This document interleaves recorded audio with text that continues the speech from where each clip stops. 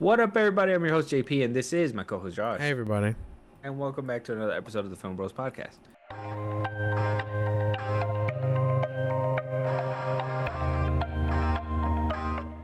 All right, Josh. So today, it's a little unorthodox. It's a little bizarre, but we're gonna be talking about a new show, off rip, first episode, and you know what? It's because this, like we talked about multiple times, this show is connected to a larger universe. Right. Larger universe has been shaken up multiple times. Whether it's well, I don't want to say shaken up because that would assume something big or monumental happened. Nothing big or monumental has happened within the universe, but outside of the universe, oh my gosh, things have just been hitting left, right, and center, and it doesn't seem like this universe is going to be lasting for a very long time. With a lot of in betweens, hits, misses, and some severe misses for sure. Now we're at a part where I kind of feel like a good chunk of the fandom is all kind of rooting for this show that we're going to be discussing. So, Josh, if you want to tell them what we're going to be talking about today, and then we'll go ahead and start breaking down this episode, and talk about our gripes, our passions, and whatever else comes to mind. Go ahead. We're talking about Lanterns 2026. It's time to get up, Junior. So, you're a space cop. No, I'm just being trained. All right, new lesson. Take the ring. You fly. Just fly. I'm sorry. Fly, please.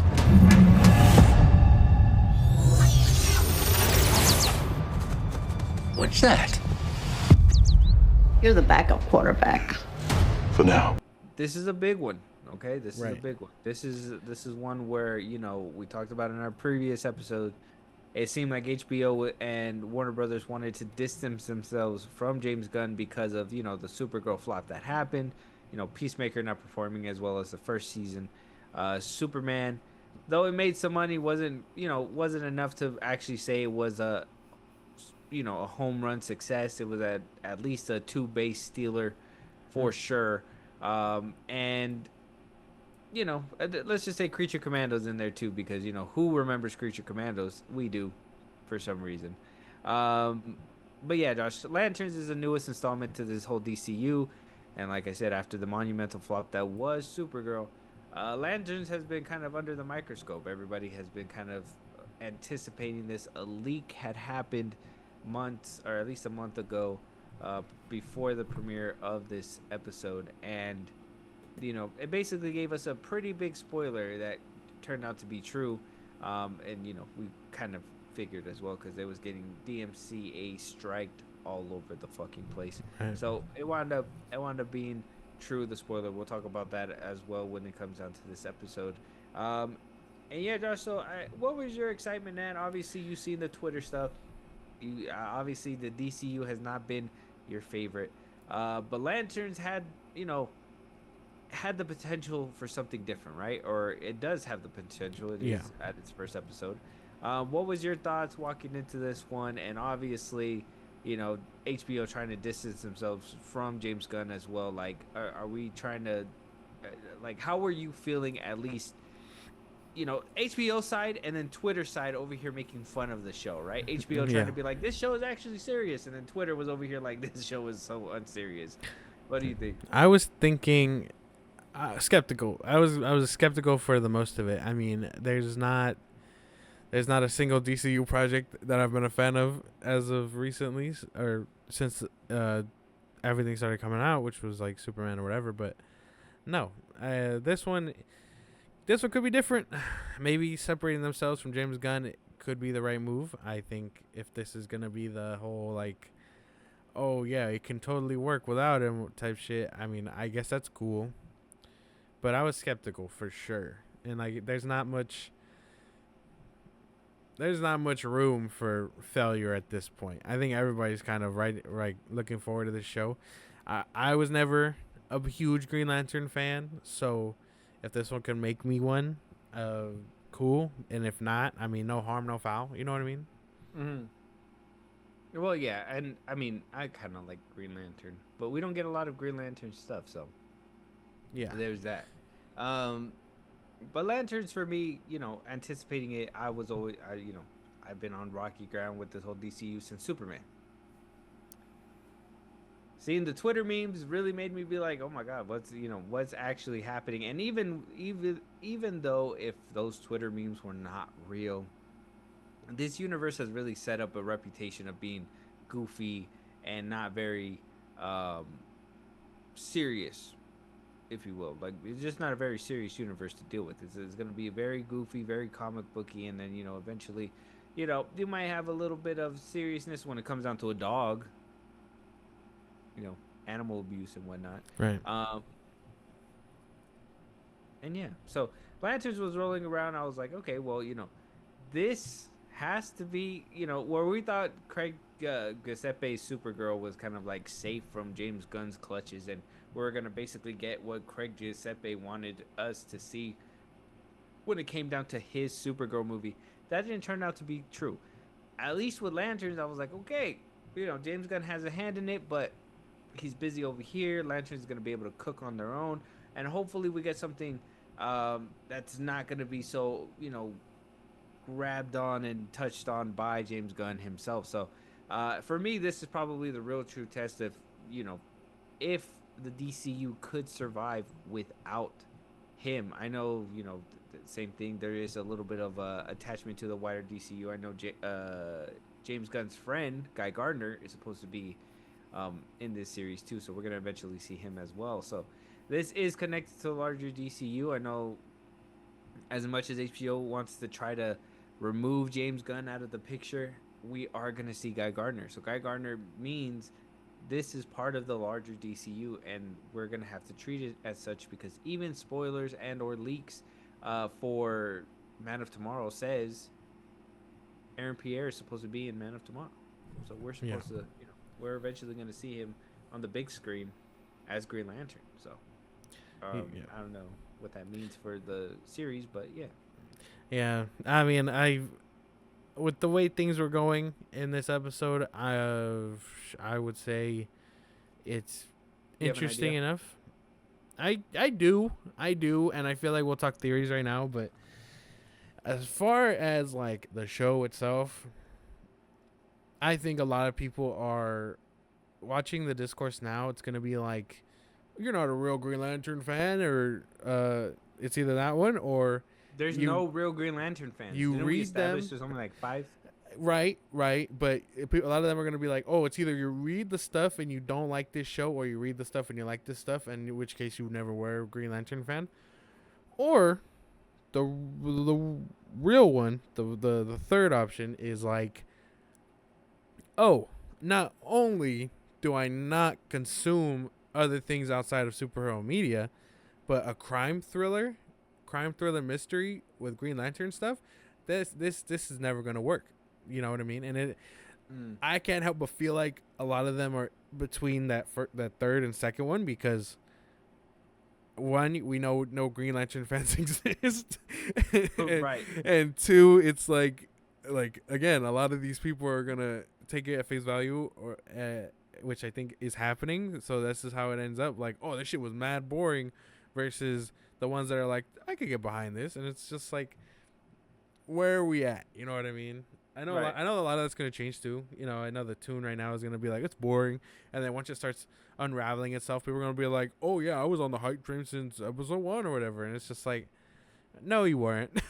Well, shoot, I think with that, in that case, I think we got to start breaking down this episode to talk about whether we have some likes or dislikes, and if we're looking forward to more episodes of this show. And then, yes, we can get to theories and all that good stuff towards the end. As of right now, though, the tomato meter is at a 95% with an 86% on the popcorn meter. So, I mean, what do we feel about the Rotten Tomato score? Rotten Tomato score, a little too early to tell for me, obviously. But I think the critics, are basing it off one episode and giving it high scores is cool, but I can see that dropping as the show goes on. Same thing with the other one, but the fact that about 16% of people already don't like it kind of says a lot, doesn't it? I do think after watching the first episode, either you're gonna. It sounds so like so basic, but I do think that either you're gonna be along for the ride or you're not. That's just the way that I see it. Like there's no in between. Either you're really gonna like this show because it's what it is, or you're not gonna like it so far. Like where Peacemaker was like, oh, there's comedy stuff in it, and you could probably be like, well, you know, first season, not second season, because second season I wouldn't even tell anybody to watch it because of the whole orgy stuff. But at least the first season there was at least a little bit of everything where I could have admitted like, oh yeah, I would probably recommend Peacemaker. Lanterns, on the other hand, I don't know how many people might recommend this show. Some people might even watch this as a guilty pleasure just to be like, hey, I hate the DCU, but if this might be the shiny gem in a fucking, this might be the green emerald in a fucking rubble full of trash. You know what I'm saying? Like just Maybe. Yeah, I mean, will this work better as a DC project, like Green Lantern's project, or is this gonna be like a really good fucking like Elseworlds. detective cop show? You know what I mean? Like kind of like, I guess kind of like the Mandalorian or season 1 of Mandalorian, where it's like, oh, do you like westerns or do you like Star Wars? And they just kind of managed to Well, that was put the them point, together. right? That was the point of like the whole the James Gunn's thing. Like every single thing was supposed to be different. So even this was supposed to be different. We said like if I remember from his, and I want to say that I do remember, but like if I remember his YouTube video where he announced this slate, like I do believe he said 2 space cops, like they were gonna be out in space. So like I think that's that hurt a lot of people's like anticipation when they heard, oh, we're basically just gonna be True Detective all over again. Like just go watch True Detective if you want to watch True Detective. But I'm just like, I mean, with Green Lanterns, it sounds cool if it's gonna be in its own genre. So that's why I was kind of looking forward to it. But with this score though, I'm not too upset. I'm just waiting to see what happens more. And we're probably gonna, like I said, we're gonna talk about the first episode, so we're gonna have to discuss it to see where we actually stand with all this stuff. Confusion and all. Creators Tom King, Damian Lindelof, and Chris Mundy. Stars Aaron Pierre and Kyle Chandler as the 2 Lanterns, John Stewart and Hal Jordan. Kelly McDonald as Sheriff Carey. Garrett Dillon Hunt as William McCone. And yeah, so on and so forth. We have Ulrich Thompson as Sinestro, which we haven't seen him yet, but we'll probably see him in the next couple of episodes, which is going to be kind of like interesting. Yeah, Josh, you want to kind of break down the first episode? Yeah. The title it's just called Pilot. Right. So we got the Lanterns pilot, which establishes a very older Hal Jordan training a much younger John Stewart. He's basically he's training his replacement, which raises questions along the way, but we're gonna get to those. They end up in Nebraska off of one of Hal Jordan's old messages he sent himself in the ring or whatever, which again raises more questions. So they end up in Nebraska where they are hunting down aliens, basically, and the whole thing is shrouded in mystery. The cops end up apprehending them.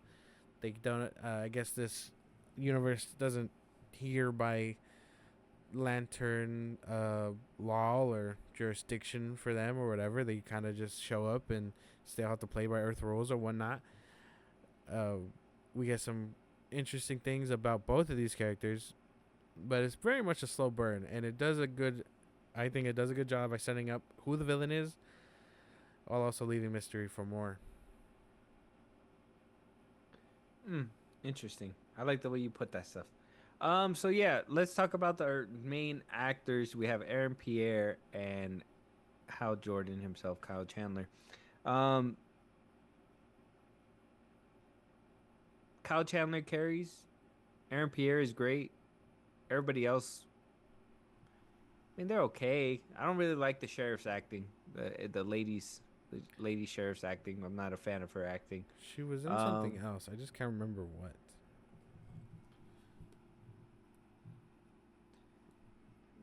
Yeah, apparently she plays McDaniel. apparently she plays a cop somewhere else. Yeah, I mean, I'm kind of rocking with Kyle Chandler and Aaron Pierre too. I think their dynamic is gonna be interesting to watch.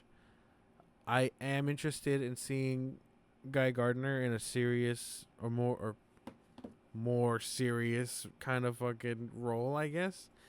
If we get that. Right. But everything else, I feel like I've seen like the cowboy stuff, man. I mean, if you watch fucking Tulsa King, if you watch any of the other shows, it feels like I'm watching that. Yeah, yeah. True Detective. I mean, that was everybody's talking point too, right? Before even the show came out, it's like if if you want to watch True Detective, just go watch True Detective. Why you gotta watch Green Lantern True Detective? Like I said, if you're a DC fan and you want to be along for the ride, we have to have a reason to be here, right? So I mean, we just gotta, even if it has been done because we've seen this kind of stuff, let's just try to do it by like I guess the project standards. And I can't say that they're not trying, right? Like that's just the thing.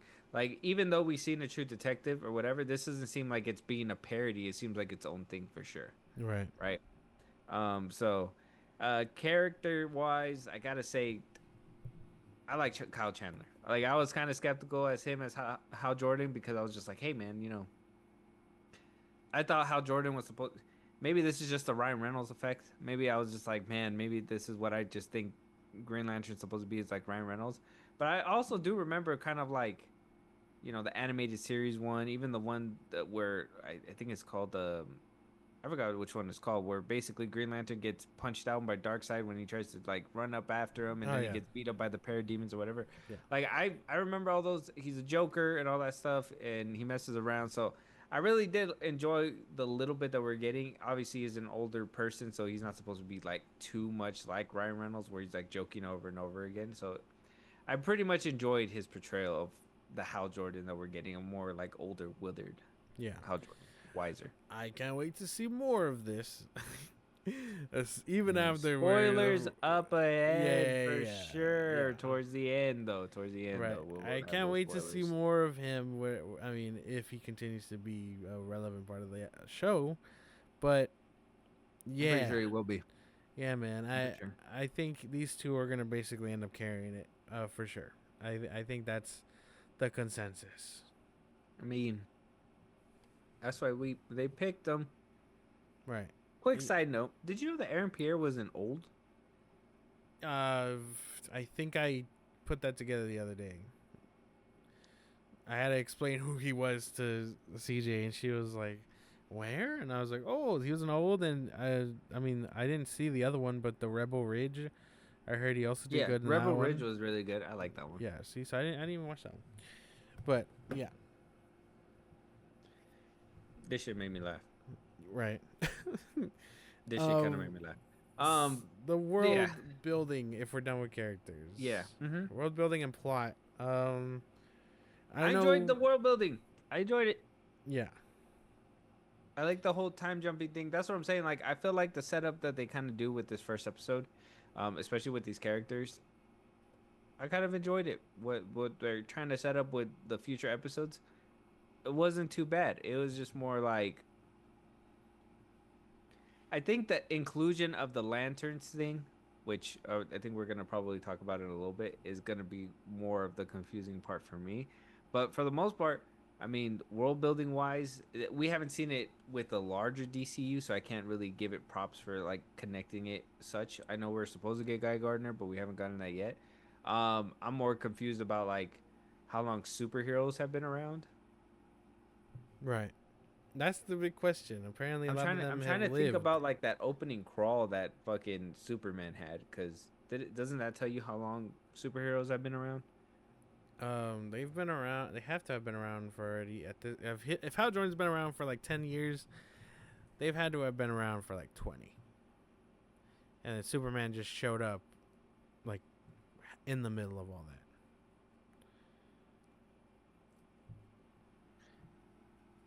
Three centuries ago, the first superpowered beings known as metahumans appeared on Earth, ushering the new era of gods and monsters. So 3 centuries ago. So From they've always been a thing. 3 centuries. Who the fuck? Let me put that volume down. Let me see if it pops up. Yeah, it was 3 centuries ago. So that means that they've been around for a while, right? Centuries is what? I'm not trying to sound dumb on the mic. 100, 300 years That's 300 years, right? of superheroes. So 3 decades ago, that's Superman. So they're saying 3 centuries. So they've been around for over hundreds of years. So Lanterns has, so it makes sense that they've been on the planet for a while. Okay, so that's what I was kind of wondering too. I was like, how long have the metahumans been around? It makes sense why they wouldn't be so like freaked out that there's a Green Lantern. John Stewart and Clark have to be like roughly the same age. Okay. Yeah, if that helps the timeline, because if he's No, how? What do you mean? He would have crash landed, as a baby. 3 decades. Yes, assuming him and I'm assuming him and John have to be the same age. How Jordan's been around for 10 years. And when he meets John Stewart, or when they're training, that's closer to 20. 10 years. Wait, so was Superman 30 years old? Yeah. Holy shit, I thought he was supposed to be like in his 20s or something. Holy fuck. No, he's in his 30s. They established that. He's in his 30s. Okay. So yeah, so they would be around the same age then. Yeah. That sparks greater stuff. Hal Jordan's been doing this for a long time, and I have no problem with an older, jaded kind of superhero. I'm only suggesting that I know the show is their first introduction, and I know where this episode ended, and we'll get into theories, but I can't help but feel like we're missing a chunk of the timeline here. You know what I mean? No, because I think that's the point, right? Is that we're not gonna follow this Hal Jordan or this Green Lantern. We're supposed to follow the other Green Lantern. Right. For whatever reason, they feel like we don't want to see Hal Jordan in his prime. So it's more like, oh, we'll just get him out of here because we want John Stewart, but they're kind of giving you the origins of him. Yeah. Which, again, I don't mind, but it raises more questions about the Green Lanterns. And I guess this is kind of also world building. So I have questions about, like, how the fuck the rings work, and why while I understand that Hal is, that older beat cop, whatever, where he's like, I'm gonna bend the rules or whatever, but at the same time, in the same breath, he'll be like, it's a weapon of mass destruction or whatever. And I mean, I understand, it just sounds a little contradictory, that's all. You're showing me two different things at that point. No. Like, does he respect it? Obviously not, but it's like, why? If he understands it's dangerous, why wouldn't you respect it? You know what I mean? Because, I mean, are you talking about the alien that he was talking to? No, the ring. I'm talking about the ring. But who's disrespecting it? How? He'll make bottle openers. He'll make fucking, like, fake cash with it, whatever. Isn't that his thing, though? I thought that was his thing. I thought he was, like, a unserious guy. I mean, I would say that he's acting pretty serious. He's just older, right? He's older, kind of like, Luke Skywalker. I know a lot of people didn't like him in The Last Jedi, but I mean, he was older, he was wiser. Obviously, we weren't gonna get spunky Luke again because he's already been, kind of washed, and everything that was probably fun before, it wasn't fun. I think that's the best way to put it. Was like the way he put it was like, in the beginning he used to wear his suit all the time. He's older, he doesn't want to put it on all the time because it's like too much. So it's like it's not something for him. So like when you're younger, you're more eager and enthusiastic, and you do these kinds of things more often.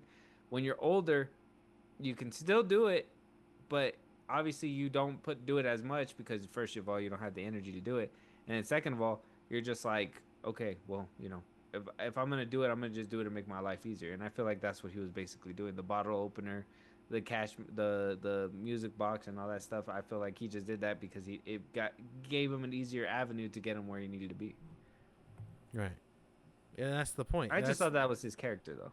I mean, maybe, but that's kind of where it goes, because it's like he does all this unserious stuff, but then in the same breath he'll look at John and be like, "This is a weapon of mass destruction," and yeah, how do we feel about them not relying on it as much, even as much as we've seen? I mean, I know we're gonna get a little bit more later on, but like,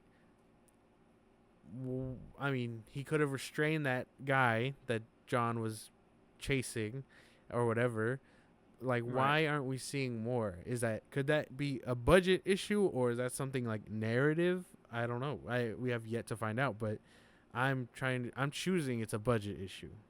I was thinking it was a budget issue too, because that was my thing too. You could have caught him a long time ago if you just did a construct or something with your ring. Right. I just assume it's just a budget thing, and or, if they do make it make sense other than a budget thing, then fine. Where it's like, okay, well, you can't just expose it like that. Or I know like the cop was basically making it a thing where it was like, okay, you can't be using your powers all the time unless you know it's an alien.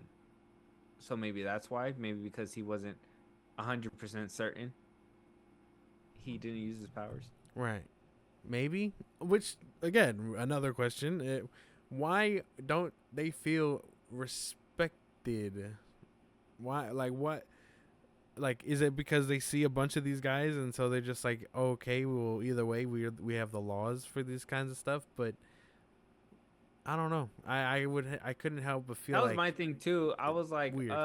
Why are you taking commands from a fucking beat cop, like, or a fucking sheriff? Like, who the fuck cares? You have a fucking ring that you can do whatever you want. Like, yeah, you have to have some kind of like, oh yeah, I'm not gonna do this kind of stuff on Earth or whatever, blah blah blah, be human or whatever, blah blah. But it's like, why are you taking orders from a cop? Right. As soon as aliens are involved, that ring should be all over the place. You should be doing everything. Weird. And the rings only run for 72. That's another budget thing, though. You don't expect them to be doing all kinds of crazy stuff with the ring on a fucking TV show budget, right? I don't know. I think we're gonna have to gauge how crazy they get as the show goes on.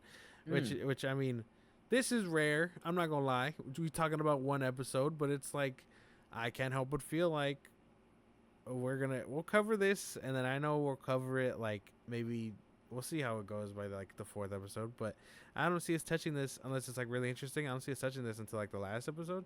So I mean, I just got to get my theories and questions out there, man, because this is weird. Like, how does the ring work? How are you telling me it's a pre-recorded message and the ring? We haven't. These are all questions AI that or whatever are kind of valid, but it's like maybe that's gonna all be uncovered down the road. Right now, we only got to talk about. I think you're being an eager beaver, and you're being an eager beaver to want to be a hater. All right, I'm just raising the questions people won't ask. Okay. Yeah, well, we'll ask it. We'll ask it. So the plot. So far, like I said, still broken up. But when we get to that point, we're basically trying to figure out who done it, right? So the spoiler warning. One last time, if you haven't seen the episode, go check out the episode first. If not, here we go. And this was a leak. This was also a leak. So if you heard the leak, then you basically spoiled it for yourself. That's me confirming it for you right now. So yeah, the aftermath was that, and it was kind of like a good little twist in my opinion, was it went from 2016 to 2026, right? A 10-year difference. And if we find out that Hal Jordan was murdered or possibly murdered, right? And so this whole series seems like it's going to be basically a whodunit, right? Or who basically murdered them, and then where the ring went, which obviously, spoiler alert, I think we're probably going to see it on Guy Gardner for some reason. And this is probably going to be like, how Jon Stewart basically gets the ring. You know what I mean? Like how he's going to make himself worthy after Guy Gardner basically has it. Or, maybe we get 2 Green Lanterns on the Earth. Who knows? Right. Obviously, like I said, Josh, we read the leak, or we seen the leak, or we heard the leak, whatever. Now that it rang true, how did you feel by the end of this episode? And I mean, I guess how do you feel about the character himself, Hal Jordan, going and basically leading the way to the next character, Jon Stewart. And then how do you feel about it overall within the story, right? So character, and then within the story that we're telling in the show. I mean, one of my favorite tropes has to be this kind of thing where it's like naive guy learning from rugged cop, whatever. Like that's cool. That's a nice little duo. I think it's still hard to tell as much as I like them in their roles. I think it's going to be hard to tell where things are going because Hal seems like reluctant in trading him, which I mean, I understand because I've never heard of a Lantern training their replacement before. So this might be something new. And by the end of it, when everything happens, I mean, John has to feel a little hurt that, I mean, if Hal is actually dead, that the ring still didn't choose him. So now he has to go on a hunt in present time for the ring or whatever. Could that be hard for the story? And like the episodes going along? Maybe. But it just depends on how they juggle that. Because that's like main plot and then side story. So that's going to be interesting. And what about the character Hal Jordan himself being kind of put on ice? How do you feel about that? Because I mean, are you a fan about the Hal Jordan? Were you hoping that we're gonna get a good, obviously at this point we know that we're probably gonna get maybe a flashback. Well, maybe we'll get him as a, the Ring apparition or whatever the hell. But at least him being in present day and actually interacting with our Jon Stewart. Or at least him being Hal Jordan in his prime or using his powers. How do you feel about the character kind of just being thrown to the side? I mean, I understand because that's where we're at in the universe and stuff.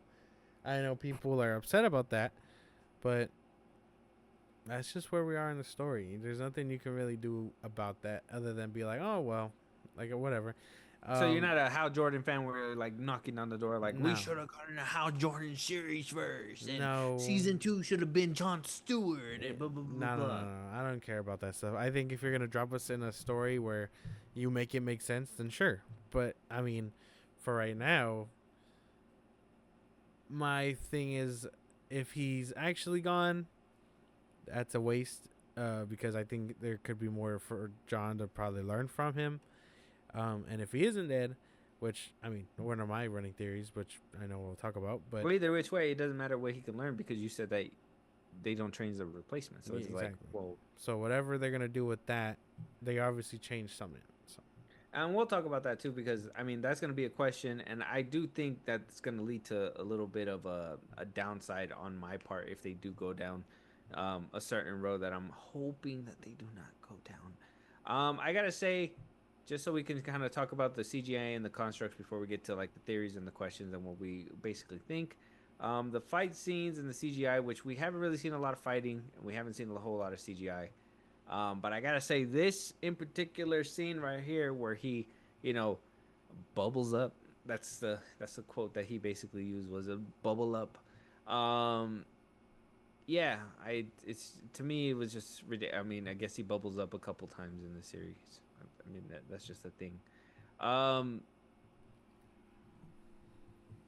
Gotta say, man, the constructs, I get it. We're not gonna get like movie budget stuff, but I thought we were gonna get at least a little something. You know what I'm saying? Like just a little flair. I mean, a bottle opener's nice. $1 is nice. You're just like floating a little thing. Like the beginning. I thought we were gonna see Jon Stewart create the construct for himself in the car. No, it kind of glows and then we cut away. Like budget problems, I get it, but like that's stuff that I thought we can see, not just a bottle opener, a bubble, like a bubble that was able to cut through the wall, which that's a question I kind of have too. I was like, is that able to happen? Like, is it supposed to be like a Terminator type bubble where it just cuts through everything, like you're just able to make something that goes through everything, or is like the construct supposed to stop where there's another object there? I think it's more of like the imagination. So if I'm thinking of a bubble and it's supposed to go through the wall, it'll go through the wall. I don't know. Oh, okay. I don't know. That was just my little like weird stuff, but I mean it looked cool for a second and then it just it was whatever. It'll lead to the questions and the little bit of hazing that I'm gonna give this first episode because though Right. I do, we're gonna talk about whether or not we like it. There's a little bit part of me that enjoys this series a little bit, this first episode. So, but there is a couple downsides that I just can't. I just feel like this show cannot help itself. So, we're gonna have to wait and see when more episodes come out. But I do kind of want to point them out now to see if we're gonna go down that road, regardless. So, but what do you think about the constructs? I mean, the bubble, the bottle opener, the dollar that we saw. I don't even think that we saw any other construct besides those in the first episode. So, No. yeah. That's the thing. The stuff that we got kind of just feels like everyday stuff, and I just can't help but feel like, all right, this is what convenience looks like. Whatever. It's like when you teleport, or in the movie Jumper when he teleports to the remote. It's just convenience, but it's like, you know what I mean? Why do we need to see that? If this if this thing is as grand and as epic and as powerful as they say, just using it for everyday shit is just weird to me. Like. Yeah. As far as the constructs go, I mean, I kind of like how they look. I guess they look better than Guy Gardner's constructs. If I had to compare them, they look better. And I mean, that was a movie budgets worthy stuff, and they look kind of like, even for a TV show, they look like they were cared for. So. So you think that we have a potential of getting better constructs in a Lanterns, what would be a TV show versus a Superman Green Lantern? Yeah. Yeah, well, I don't know about that, especially especially with just a bubble basically being shown to us as like his go-to. Like he had a name for it too, so that just got to tell me like that's his go-to. Like He uses it a lot. yeah, he uses it quite a bit for sure. I mean, that's crazy stuff. I think not seeing how John Stewart's little construct to save himself was weird. They also don't explain that he's able to use his ring too, which I mean, I thought it was. That Just was a my sign. that was gonna be a question I was gonna ask you too. So Yeah. let's just go ahead and get to these questions because Alright. I wanna get to a few of these questions that I'm hoping they get answered. If not, we're gonna have to figure something out. But that was one of my questions too. If there could only be one, how the hell was he able to use a construct in the car, right? I'm assuming it's like anybody can use it if they were to take it, because I think I want to believe that I seen it in a cartoon or something where somebody picked it up or something and they were able to use it until Hal Jordan was able to either disarm him or somebody else was disarming them, and then Hal Jordan was able to pick it back up or something. So I'm assuming that anybody can use it if they get a hold of it, but it's supposed to choose the successor. But like I said, I'm not a Green Lantern fan like that, so I could be wrong, but I'm hoping that kind of gets explained a little bit later on down the road. Yeah, me too. I mean, he's able to use it, and how the whole point was like, oh, it's you're only ready when it chooses you and stuff, but hasn't chose him. It didn't choose him, so he was just able to put it on, no problem. Like, I don't know. That raises questions. Yeah. Oh, that's another kind of like another question adjacent to that is that like if it didn't even choose him yet, how is he still able to use it? Because Yeah. it hasn't been chosen yet. And is it like a predetermined choosing or something? Like did it give him warning like, hey, you're gonna have to give up the ring eventually or something? Did he do something terrible to the point where he needs to Yeah. give up the ring? That would have to be a question that hopefully the show answers. Am I right? Oh yeah. I mean, did Owa specifically be like, oh yeah, go train him. He's the next guy. He's the guy that's gonna get your ring and stuff. But I thought the rings choose their successors, and No, if but that's what I'm saying. And so the my theory is that he probably fucked up. Either he fucked up, maybe if I want to put my Green Lantern cap on, maybe he's a little bit tempted by the fear. You know what I'm saying? Maybe he tempted by Sinestro a little bit. We're getting how Jordan Sinestral or some shit. You know what I'm saying? I don't know. I'm not a big Green Lantern fan, but I'm thinking like Green Lantern wise. So like I'm thinking maybe he did something that was so disgraceful that they chose somebody different, and they were like, you need to basically set him up since this has never happened before. So you basically set him up for what's to come and blah blah Right. blah blah. And then, I don't know if these aliens or something that are coming down, because that's another question. Like, why, if this is something that kind of happens on a regular basis, fine. But why is Hal Jordan taking more interest in this one? Are they there specifically to kind of help him meet his demise so the ring could pass on? You know what I'm saying? I don't know. Yeah, I'm not sure either. I mean, if we're getting into theories, I don't even think by the end of it that that's him. I think that's probably one of the aliens they were searching for. Maybe that's why Hal reminded himself, because he was like, "Huh, maybe I can escape this whole thing." And I think we're heading toward Hal Jordan joining the Yellow Lantern Corps. I think that's where we're headed, or Parallax, something like that. I am just thinking how we're gonna get there, because if you're right and Owa was like, train him, and he's like, well, I don't want to give this shit up, so then he goes to Sinestro to be like, hey, how do I do it? And he'd be like, well, join the Yellow Lantern Corps or whatever. Maybe that's how it all shakes up. Maybe, I don't know. Obviously we don't know, and we're gonna have to wait, but that's my running theory. He faked his death. See, and I feel like we're just thinking so much of it at a grand scale that it's just like we're just kind of setting ourselves up for a little failure here. I just got to be honest with you. But I will say that there are those questions of like how they're able to use it, and why he's even training his successor in the first place, when we're supposed to just as soon as the body goes, the ring goes up and basically finds the next successor that's supposed to be there, lined up basically. Yeah, I mean, any other questions? I mean, you were kind of bringing up a couple more. Maybe if you bring up a couple, I'll have a couple more for myself too. Right, which I mean, with the Hal Jordan bubble wrap thing, all right, sure, no problem. We can suspend our disbelief until we get an answer, all right? But if we don't get an answer, that's a con.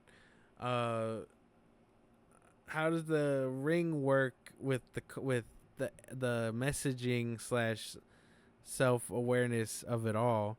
Like, he's able to talk to himself, but it's also not really him. Right. But it's also a recording. What? So it has a message to deliver, but if it doesn't deliver the message, you could just talk to it.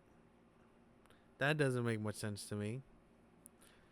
Yeah, because I thought it was gonna work like a, what's the best example? Or like iRobot, where it's like, oh, you got to ask the right questions in order to get the right answers or something. Yeah. Not full on sentience, where it's like it's scared and oh my god, like am I alive and shit like that, or am I dead or whatever, blah blah blah. It's like I thought there was gonna be a little bit more to that, but I feel like that's just kind of like that goofy nature that is kind of implanted into the DCU. But that's where my cons are going to come in, and my pros once we get to that portion. But we're in questions right now. I mean, we're thinking that the fucking cowboys and all the ranch and stuff they're all in on it, right? Like, that's the point. Like, I can't but feel like that's basically the point. Yeah, I mean, maybe. Probably. I mean, we only got like one scene, and the scene that we got was like a little bit of tension, and we found out he slept with the wife. But like, yeah, but I can't help but feel like that the majority of them are going to be a part of that ranch. They're all gun-toting cowboys. Are we for real? Like that? I feel like that's such a giveaway. What we were joking about it, but they're all gonna be aliens again. It's gonna be kind of like Peacemaker season 1, right? With like Starro in the barn, and they'll have like an underground alien thing under there. Yeah, that's exactly what I'm thinking. But where was I going with this? Why would they do that why would they show Jon Stewart getting with an old woman like that? What does that contribute to the story, I guess, outside of like unnecessary tension? I mean, if we're done with like actual like questions of where the story's gonna go and go to like just the pros and cons, that was a con for me. Like, I gotta say, the humor in this one is just not landing for me outside of what maybe Kyle Chandler's been kind of giving us. Yeah. But like that whole sex scene in the car with the cigarette, that was kind of like, that was like a milder version of what we've been getting in the DCU regardless. Like, Is this like supposed to be like, oh yeah, superheroes fuck?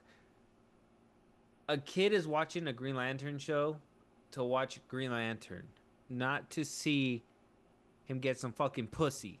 Right. Like I don't understand why the DCU feels this need. Like, and you could say whatever you want about the DCEU or whatever. The most we got was probably man butt. Like I saw Ben Affleck's butt. I think we saw a little bit of Aquaman ass at one point.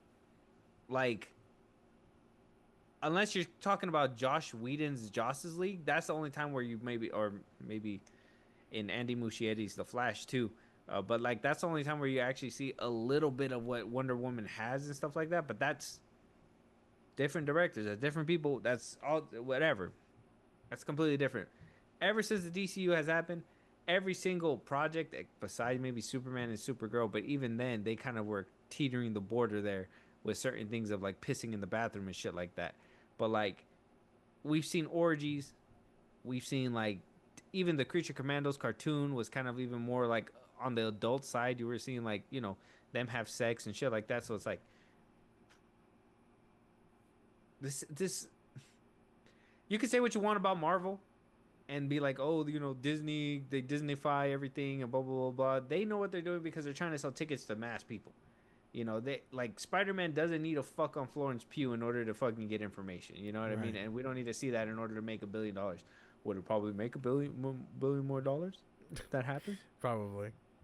Maybe. But Disney knows, hey, we don't need to stoop so low in order to sell shit like that. And apparently the DCU, they're on the whole trend of like sex sells with superheroes, and it's like what kid is gonna you know what I mean? Like the pipeline doesn't make sense if you're a young fan checking into this universe, because it's like, oh, Superman, sure, kid, and then you tell me, oh, I gotta watch Peacemaker, huh? All right. Oh, whoa, there's a full-blown orgy going on in there, Nazis and stuff. And then cock is being slanged. And then Supergirl. And you're like, okay, this is Guardians ripoff, whatever the fuck. And then you're telling me I gotta watch Lanterns, which is a crime police mystery with sex scenes and stuff. Who is letting their kids watch this stuff at this point?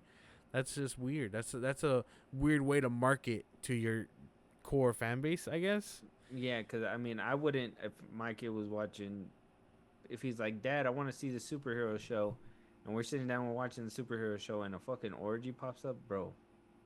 That's weird. Even when I was watching Lanterns too, I thought it was weird too, because it didn't like do anything for the plot. Like all you saw was that the Green Lantern thing was able to light a cigarette.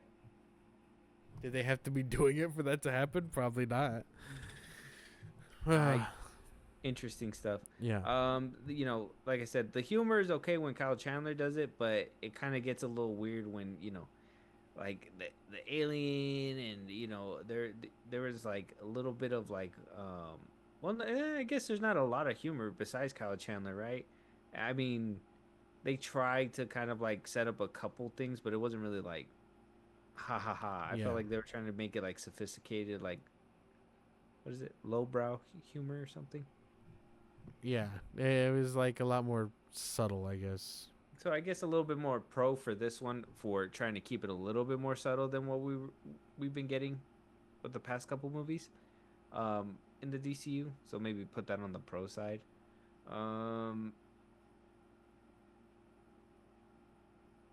What else? What else is a pro? I gotta say the tone.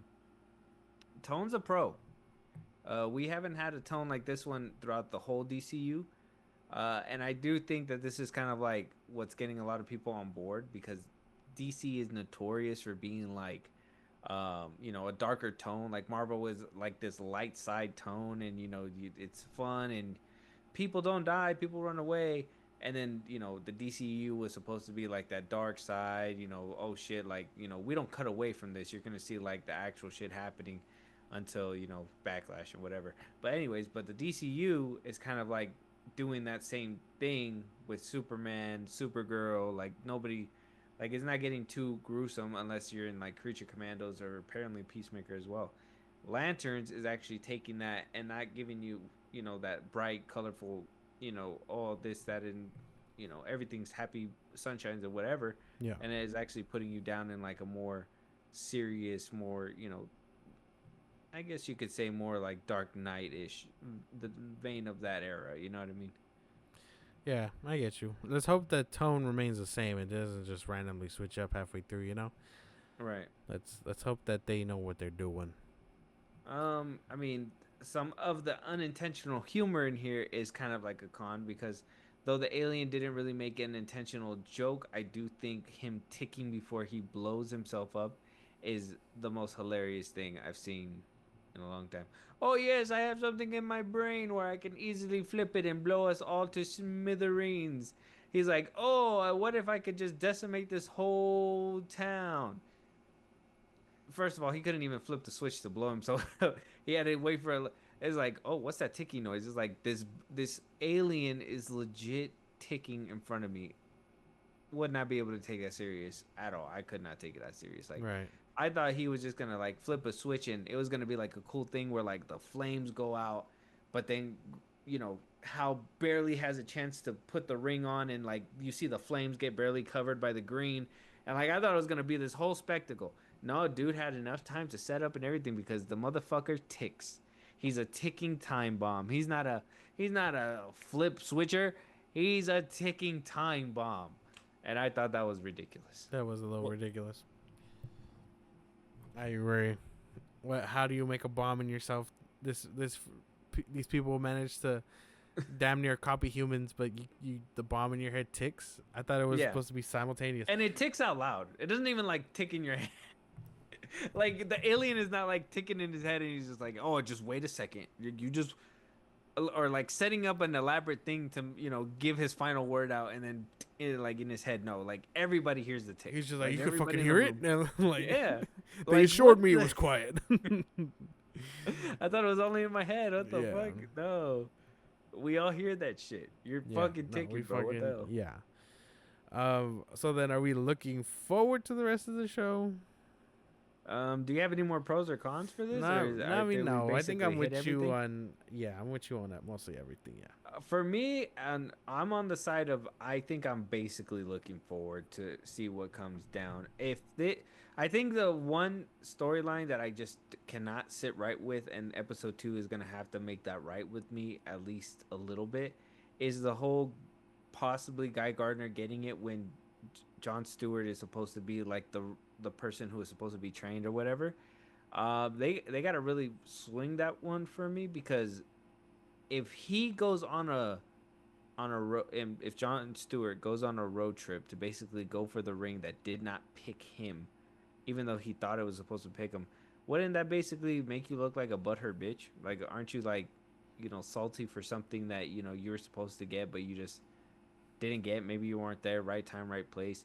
If Guy Gardner, like I said, they got to make it make sense to a point where it's like, oh, I understand this. And the whole Hal Jordan thing, I don't mind him, even if he is dead by the end of the series. Like, even if he stays dead, I don't mind it for this universe. I think that it plays a big part for, like, what Jon Stewart is supposed to be, right? If your mentor, who is your mentor for, I don't even know, they just kind of jump cut it. Yeah. But maybe, he's going to be like a mentor for multiple years or something, and he passes away, and he's the reason why you have the ring.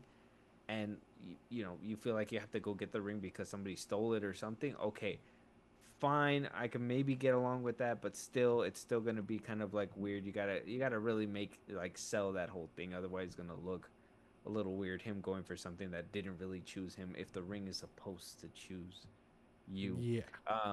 So I'm not sure. I'm looking forward to it. I think episode 1 intrigued me. I'm hoping episode 2 does better, and by episode 3 we really get going. If not, it will be a hard watch, and maybe this will be kind of like, ended a little bit sooner than later. I know James Gunn was on the interwebs talking about his best episodes are the last 2 episodes of the series, and I was like, all right, man, you're not gonna fucking get me, dude. If you got 3 episodes, bro, that's your fucking limit for me. You got 3 episodes. If it don't work out, I'm sorry, it doesn't work out. Yeah. But Josh, what did you think about I guess what do you think this is gonna go? And I mean, are you looking forward to the rest of the season? I would say I'm looking forward to it. I mean, I think it's interesting enough and has my attention, even with the cons. I think I know where we're headed, which is toward how Jordan's faking his death and Parallax. I think that's the point. I think they're gonna basically stop what they have to do, what to stop on Earth, and this probably sets up season 2 or whatever movie that may or may not come because of all the DC stuff going on. But Right. yeah, I think we're in for a pretty decent season if they don't fuck up like they usually do. I think that's what I'm basically looking at this as. I know we have the DCU at large or whatever, but I really don't feel like we can rely on James Gunn or, his roadmap at this point. So I'm just kind of taking this season in for what it is. It's going to be interesting to see how Guy Gardner kind of comes in here. If it is true and this whole series was planned way before James Gunn and all that stuff, and this is supposed to be something that was supposed to be, like Lanterns was supposed to happen regardless. It's going to be interesting to see the inclusion of Guy Gardner because I feel like we'll be able to pick out where the rewrites to basically fit into the larger DCU were. You know what I mean? Because, if the rumors are true, same thing with Clayface, is kind of like a Reeves project, but then it eventually, morphed and there was like rewrites and all that stuff to basically fit it into his universe, and we're gonna see that stuff when that happens as well. So but yeah, Josh, I guess 1 to 10 your hype level for the show, 10 being the best, 1 being the worst, 5 being just right there. Just you're not really raising your hand saying woo or nothing, you're just kind of like, I'm here, I'm in the crowd. I think I'm up there. I think I'm up there by like a 6. A 6, like like you're not like wooing like loud. You're just like yeah. Like I'm glad to be here, man. Yeah. Yeah. The whole crowd's like yeah, and you're just like they're like yeah. Good job. Yeah, I appreciate that. I think I'm probably where you're at, like a 6.5. Like I'll probably let out a little yeehaw. You know what I mean? Like I'll be like yeehaw. Yeah, this is some juicy stuff. You know what I'm saying? But for the most part, I do think that there's maybe a little bit more mystery to unpack. So I do think it'd be a dishonor to basically dismiss this show off its first episode. I wish they would have probably done what a lot of shows do today, where they basically give you like a full arc.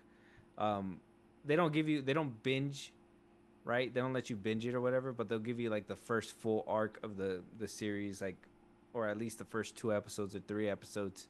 Amazon's been doing it, Paramount's done it, a lot of places have done it. They don't give you the binge method all the time, but they'll give you those first 3 episodes, and I really think that would have maybe benefited this show a little bit, unless the only time I think they don't do that is either when they really want to drag it out, or episodes 2 and 3 are not the strongest, because usually a lot of these episodes that only go up to like episode 8 or something, usually 4 through the last one are usually strong, or at least 2 of those episodes in the 8 episode track are usually like fill-ins or duds or something. So I'm hoping we don't have that with Lanterns, and I'm gonna be a little positive about it. I'm gonna be a little positive about this one. I know it's within the larger DCU, but you know what? James Gunn has kept his mouth shut about this one completely, which is insane. It's a little bit insane. Which is rare for sure. I'm pretty sure that whole Supergirl thing shut him up. If he comes out saying something about Lanterns, he's gonna have to answer more stuff about Supergirl. So he's rather like, hey man, I'm gonna just let them handle the launch of this one, and I'm gonna keep myself hidden away, because I don't even think he was at the premiere. I didn't remember seeing any pictures of him at the Lanterns premiere. So that's a little interesting. I don't know. Interesting stuff. Yeah. Let us know what you guys think, though. Check out Lanterns right now if you haven't yet. Check out the first episode. It's out right now at the time of recording. Probably by the time this episode comes out, probably the second episode might be out. So good, like I said, check it out. Let us know your guys' thoughts. Might be returning to form. They might be thinking, hey, this whole bright and colorful stuff's not for DC. So support the darker tone DC universe. I root for that kind of stuff, because we already get all this spick and span neat stuff from Marvel. So there is that. But let us know what you guys think. Josh, any topics that we should be talking about?